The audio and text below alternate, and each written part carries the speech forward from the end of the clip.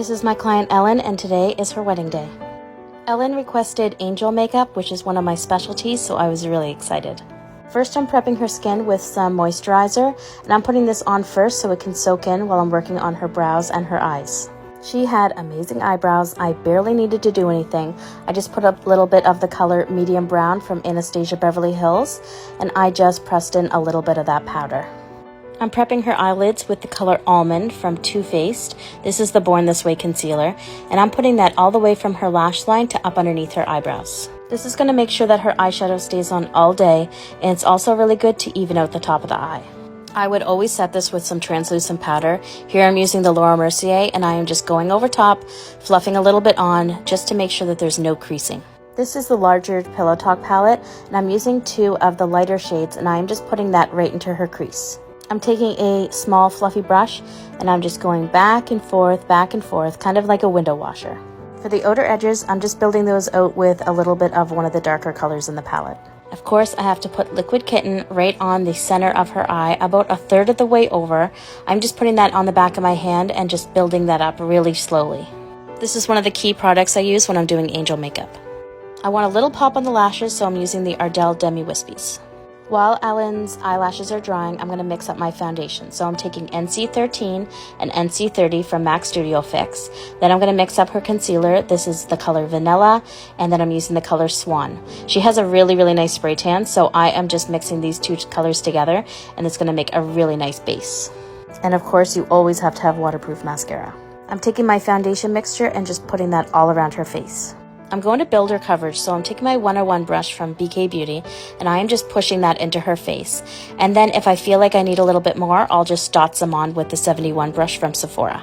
For angel makeup, it is usually a full coverage look.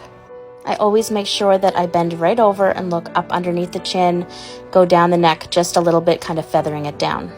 Now I'm taking my concealer mixture. I'm putting a little bit down her nose and some right up underneath her eyes. I do have a specific method for concealer. I take my 71 brush and I take all of the concealer and spread it around. Then I take my foundation brush, so the 101 from BK Beauty, and I go right back over top of that concealer and push it back into the skin. This is going to help make it look a lot more natural. Then on a small fluffy brush, I'm taking Sugar Cookie from Huda Beauty, and I am pressing that right underneath her eyes. I'm doing that before I move to the other side.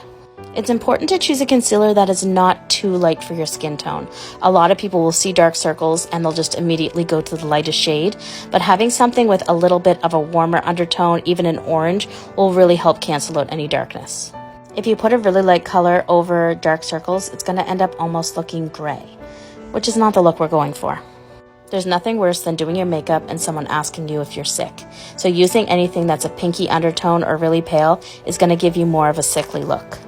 Once I'm done setting the under eyes, I start pressing that in around the nose, basically the T-zone, and I'm just pressing that on. So it gives a really nice blurring effect and will also keep the makeup on for the whole day and night. This is the color Woodwinked, and I'm taking that on a small detail brush and just putting that really gently up underneath her eyes. I do this every single time I do angel makeup. There's something about this color. I'm going to do a really soft contour. This is the Charlotte Tilbury Airbrush Bronzer in medium, and it's very buildable. So I'm just taking a little bit at a time and putting that up towards the top of her ear, but I'm not building up too much. We don't want anything in this look to really stand out. Basically, we want it to be all soft and really elegant. I always take a little bit of bronzer and tap it around the nose. I added some Hourglass Luminous Blush to her cheekbones, apple of her cheek, and up towards the temple. Now is where she really starts to look angelic. I'm taking the color Cookie from Benefit, and I am just putting this on all the high points of her face. You can't be an angel without a good amount of highlighter. So make sure that you're brushing some over the nose, underneath the brow bone, tear duct, just everywhere. I'm putting some Extra Dimension Skin Finish right on the apple of her cheek. I'm taking the color Whirl, and I am just lining her lips. Then she brought her own lip color, which is Mare. So I put a tiny bit of that on and then just added a little bit of gloss. I think this makeup would stay on without the setting spray, but I always set with the Skindinavia Bridal Spray for just a little extra security. Her reaction, it literally made my day. I was smiling all day. She felt so beautiful.